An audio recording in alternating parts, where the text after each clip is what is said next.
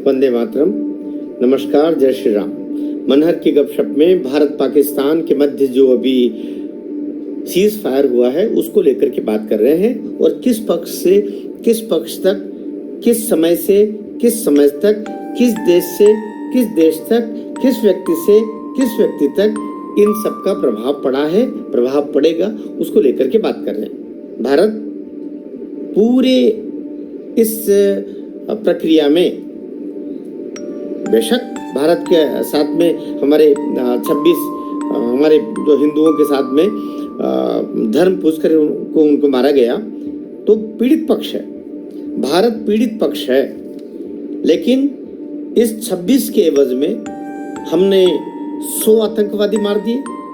लक्ष्य क्या था, पहले हम बात कर रहे हैं, क्योंकि ये बात इसलिए करना जरूरी हो गया है। कुछ लोगों ने इस समय एक मुहिम ऐसी चलाई हुई है कि नरेंद्र मोदी इंदिरा गांधी से तुलना करते हुए कि नरेंद्र मोदी इसमें जो अपेक्षा थी वैसा नहीं किया और इंदिरा जी ने ऐसा ऐसा काम कर दिया। तो पहली बात तो ये कि इंदिरा गांधी का समय अलग था, इंदिरा गांधी की परिस्थितियां अलग थी।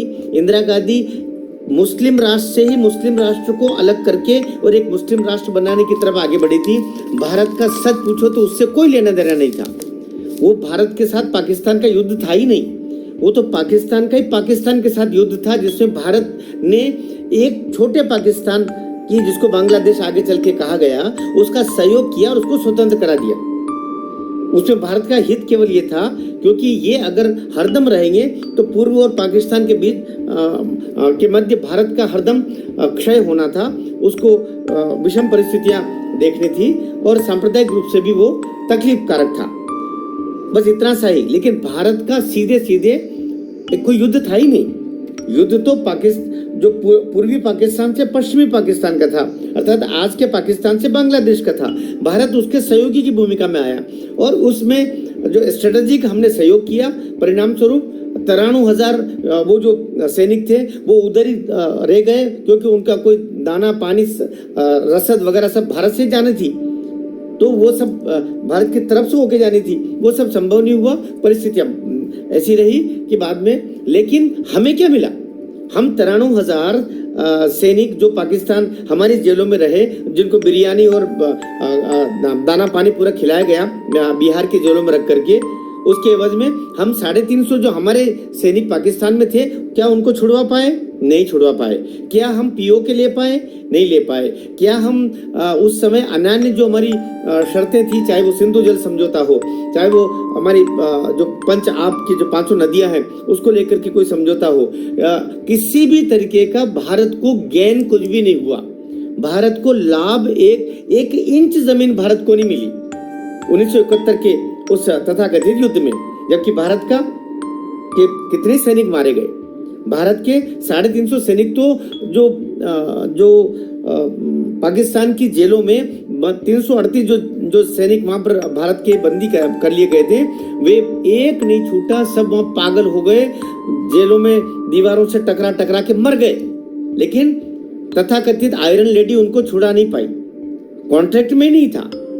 इसलिए ये झूठी प्रवंचना, झूठी प्रशंसाएं कि वो वैसा कर दिया वैसा कर दिया, है ना। इंदिरा जी का भारत को बांग्लादेश बनाने से रत्ती भर, क्या हम वहां पर हिंदुओं की रक्षा के लिए कोई उसमें संविधान में दर्ज करवा पाए या उनकी शर्तों में शामिल करवा पाए?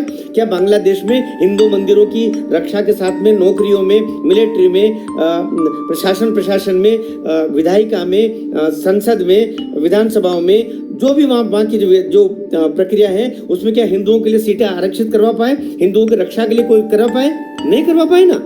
तो फिर झूठी प्रशंसा मत कीजिए। उसके स्थान पर हम उसके बाद सीधे 1971 से 2025 की बात कर रहे हैं। ये लगभग 50-52 साल के बाद में, करगिल युद्ध को छोड़ दीजिए, हम केवल इंदिरा जी से तुलना करें ना, तो आज की हालत में हम विशुद्ध भारत ने पाकिस्तान के साथ जो द्वंद्व किया है, बल्कि पाकिस्तान ने भारत के साथ द्वंद्व किया, द्वंद्व तो को कमीना वो खुद ही करता है हर समय। लेकिन भारत ने जो हमारे 26 हमारी बहनों के सिंदूर उजाड़े, उस हरामखोर देश ने, उसके आतंकियों ने, वो आतंकी नहीं थे, वो भी सैनिक ही थे, वो अगर आतंकी ही होते, सैनिक नहीं होते, तो पाकिस्तान की पूरी फौज के सारे उसका जनरल से लेकर सारे अधिकारी जाके सैल्यूट नहीं कर रहे होते और पाकिस्तान के झंडे में उनको अंतिम विदाई नहीं दी गई होती उनकी कब्र के अंदर डालने से पहले। सभी आतंकियों को सरकारी तरीके से, जैसे शहीदों का होता है, जैसे सैनिकों को हम विदा करते हैं तिरंगे में लपेट करके और सैल्यूट देती है पूरी हमारी मिलिट्री के लोग आकर के और शासन प्रशासन के लोग आकर के, ऐसे ही वहां पर उन आतंकवादियों को दिया। तो वो आतंकवादी नहीं थे, हम उगालते में हैं, वो मिलिट्री के ही लोग थे, मिलिट्री के ही पदाधिकारी थे जिनको ट्रेन किया गया था इस तरीके से आतंक करने के लिए। अलग से भत्ते देते होंगे, मैं बार बार कहता हूँ, अलग से उनको लिए और पैसा अलग से और इंश्योर्ड कुछ करते होंगे जिसके तहत वो ये काम करते रहे होंगे, लेकिन वे आतंकवादी ही थे सैनिक के रूप में, सैनिक ही थे आतंकवादी के रूप में। नंबर 1 ये क्लियर हुआ। और आज तो पाकिस्तान की सेना ने कह दिया कि हम तो जिहादी हैं, हमारा जनरल खुद ही जिहादी है, हम पाकिस्तान की सेना जिहादी है, जिहादी आर्मी पूरी, बात ही खत्म हो गई। तो ये पूरी जिहाद पर केंद्रित लोग हैं, ये धर्म के लिए लड़ते हैं, राष्ट्र के लिए नहीं लड़ते, जबकि भारत के सैनिक अपने राष्ट्र के लिए लड़ते। धर्म तो सबका है, इसीलिए अभी एक मुस्लिम लड़की को हमने इसका पूरा जिम्मा दिया, एक व्योम सिंह और एक दूसरे कुरैशी, इनको दिया ना आगे, क्योंकि हम सच्चे अर्थों में सभी धर्मों का आदर करने वाले लोग हैं। बेशक या 90% सभी हिंदू लोग रहते हैं, 10-15% मुस्लिम रहते हैं, 1-1.5% ईसाई रहते हैं, सिख और जैन और बौद्ध तो हिंदू ही है, उनको तो राजनीति के तथाकथित कांग्रेसी चश्मे ने उनको अलग अलग करके रखा है। तो ये सभी सनातनी, गौतम बुद्ध हिंदू थे ना, तो बौद्ध पंथ का पालन करने वाले हिंदू कैसे नहीं होंगे, सनातनी थे ना, है ना। गुरु नानक देव जी से लेकर के गुरु गोविंद सिंह जी ने तो अपने चारों बच्चों को बलि कर दिया, बलिहार कर दिया, न्योछावर कर दिया सनातन धर्म की रक्षा के लिए। तो ये छोड़ दीजिए, ये सब वही केवल ईसाई, इसलिए इस देश में 3 धर्म है। धर्म के दृष्टिकोण से कहे, धर्म तो सनातन धर्म ही होता है, लेकिन फिर भी आपकी भाषा में कहे तो हिंदू धर्म, मुस्लिम धर्म और ईसाई धर्म, बाकी जितने हैं वे सनातन धर्म, हिंदू धर्म के ही कहीं न कहीं शाखाएं प्रशाखाएं हैं। बात हम विषयांतर हो गया। तो हम बात कर रहे हैं कि पूरी पाकिस्तानी फौज आतंकी फौज है, वो कह रहे हैं हम जिहादी फौज है, आतंकी फौज है, हम धर्म के लिए लड़ते हैं। राष्ट्र गया चूल्हे में उनके लिए, राष्ट्र नाम की कोई चिड़िया है ही नहीं।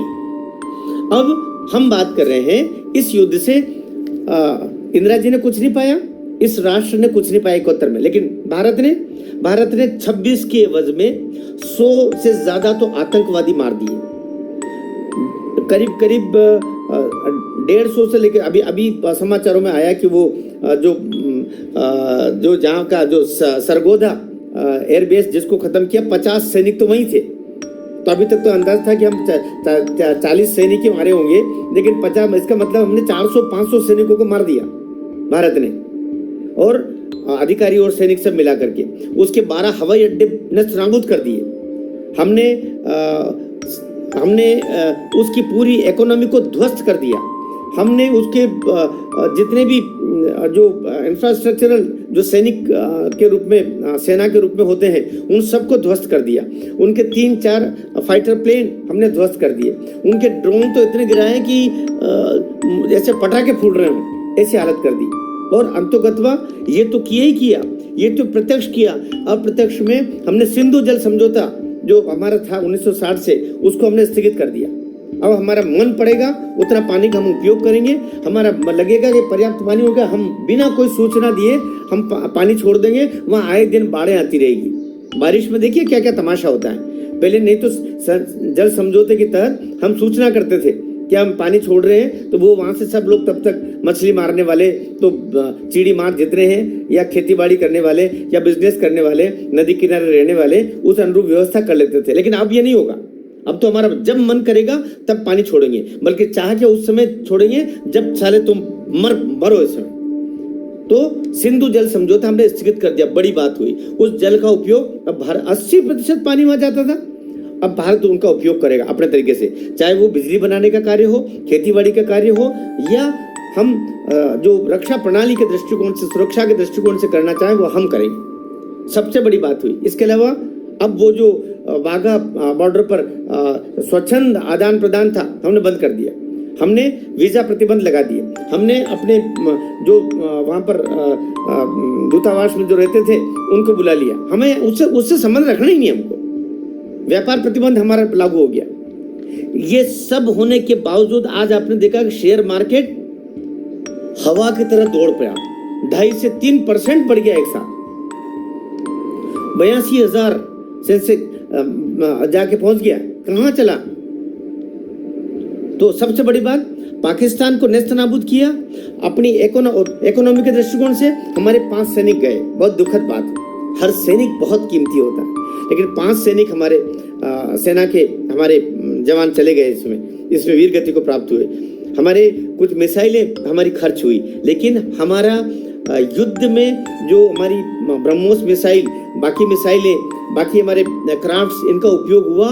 परिणाम ये हो रहा कि 50 गुना ज्यादा दुनिया से इनकी डिमांड बढ़ गई है।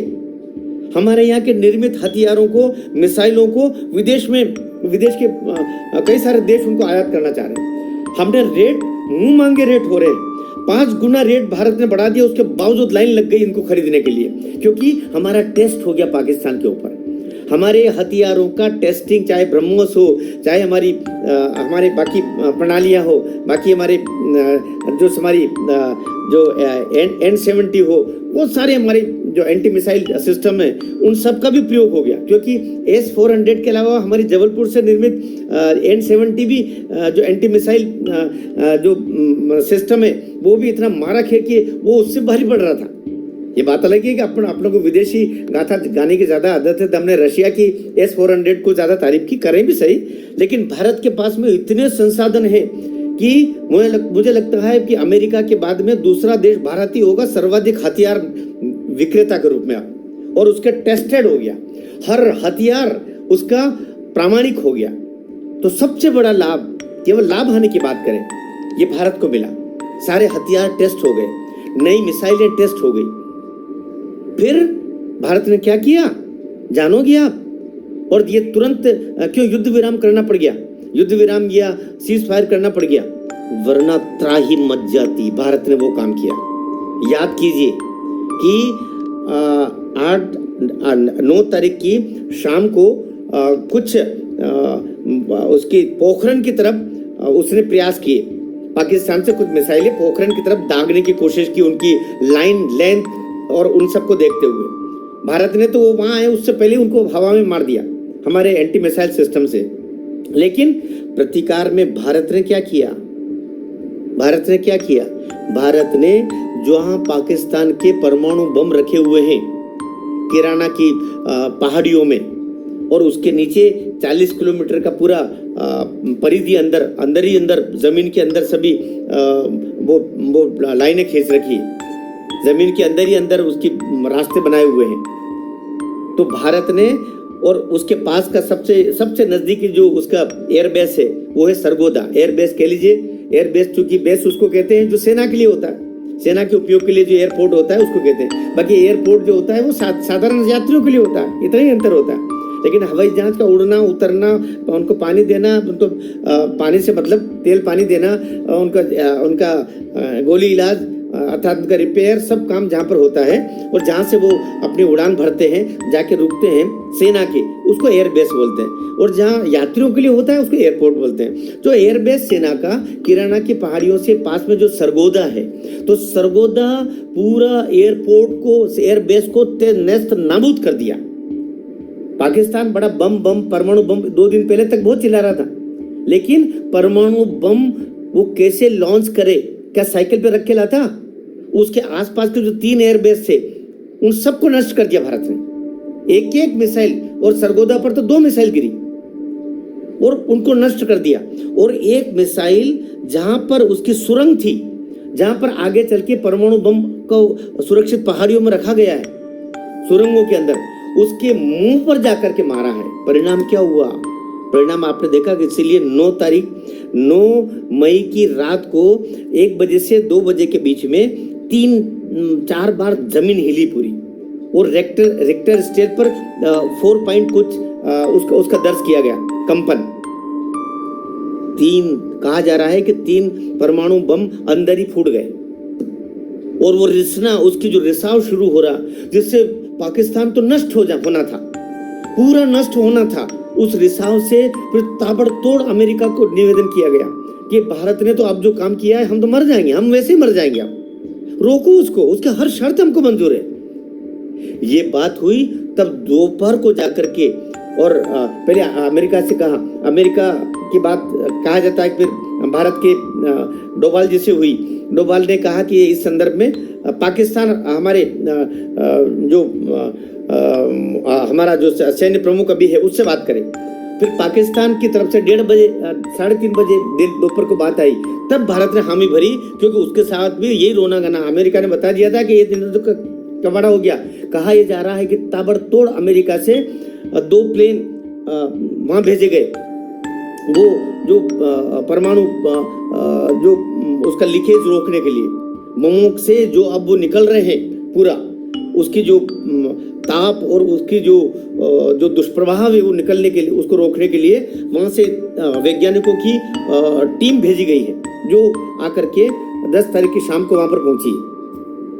तो ये जो रोका गया ना, और निश्चित रूप से पाकिस्तान तो खत्म था, लेकिन भारत का भी, क्योंकि वहीं से 150-200 किलोमीटर दूरी पर ही भारत है, हमारे सीमावर्ती क्षेत्रों के जनता पर भी उसकी रिसाव का कुछ असर पड़ता, लेकिन पाकिस्तान तो नष्ट हो जाता।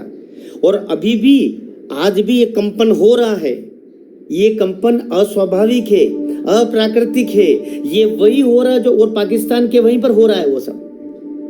ये जो बड़े बड़े परमाणु बम खुद ही फोड़ डाला, अब भाग रहे इधर से उधर। क्या होगा? विनाश काले विपरीत बुद्धि, जो उन 26 बहनों की जो बद्दुआएं लग रही ना, वो हो रहा। तो भारत का दिल बड़ा है, इसे भारत ने अभी कहा कि सब जो हमने शर्तें लगाई है, ये सारे हमारी शर्तों पर हम कर रहे हैं। इसलिए भारत को क्या मिला? मोदी ने ये कर दिया। नहीं, इंदिरा आयरन लेडी थी, मोदी तो ये तो सायरन मैन है। अरे बेटा, सायरन मैन नहीं है, तुम्हारा बाप है वो। हाँ, तो अभी नहीं रोकता तो पूरी मानवता पर संकट आ जाता। हो सकता भारत तो अपने साइंटिस्ट को भेज करके भी कुछ उसका सहयोग कर देगा, क्योंकि नालायक है वो पाकिस्तान, ताकि वो रिसाव से खुद तो मरेगा ही मरेगा। वो तो चालू हो गया वहां पर, अब नजदीक कौन जाए? तो बहुत खतरनाक बात हो चुकी है। इसलिए भारत बहुत बड़ा शक्ति स्वरूप में निकल के आया है। और मोदी सरकार ने, एनडीए ने जितना कार्य किया जाए और जितनी प्रशंसा किए जाए, जितने युद्ध हुए, मैं कहता हूं 65 के युद्ध में भी हमको जितना गेनिंग नहीं हुआ था, जितना लाभ नहीं हुआ था, उससे हजारों हजार गुना लाभ 3 दिन के 72 घंटे में भारत की सेना ने और भारत की सरकार ने प्राप्त किए हैं। इसलिए कमी की कोई बात नहीं। और तब भी टांग हमारी ऊपर है, तब भी जो सरकार और हमारी सेना जब चाहेंगे उसको चींटी की तरह मसल के छोड़ देंगे। पूरे पाकिस्तान को हमने कितना 2 चीर के रख दिया। कोई क्षेत्र ऐसा नहीं है पाकिस्तान का जहां हमारे लोग नहीं पहुंचे हैं, हमारी सेना नहीं पहुंची है, हमारी मिसाइल नहीं पहुंची है। तो इसलिए भारत ने जो किया है सही किया, और इस समय रोकना जरूरी था, वरना वो सब कुछ होता, पूरी मानवता, पूरी पाकिस्तान की आबादी स्वाहा हो जाती। वही फूटते ना, वो तो सब मरते ही मरते कुत्ते, लेकिन भारत पर भी कुछ असर उसका हो जाता, और ये उन्हीं के कर्मों से होता। इसलिए भारत ने बता दिया कि शेर की पूंछ पर पांव अब मत रखना, वरना जबड़े में अब तुमको लेगा ना तो पियो के तो छोटी बात है, वो तो हमारा है ही। जिस दिन चाहेंगे हम झपट्टा मार के ले लेंगे, लेकिन हम पाकिस्तान की आम जनता को कुत्तों की मौत मरते हुए नहीं देखना चाहते। इसलिए हमने अपनी शर्तों पर युद्ध विराम को स्वीकार किया है। भारत माता की जय।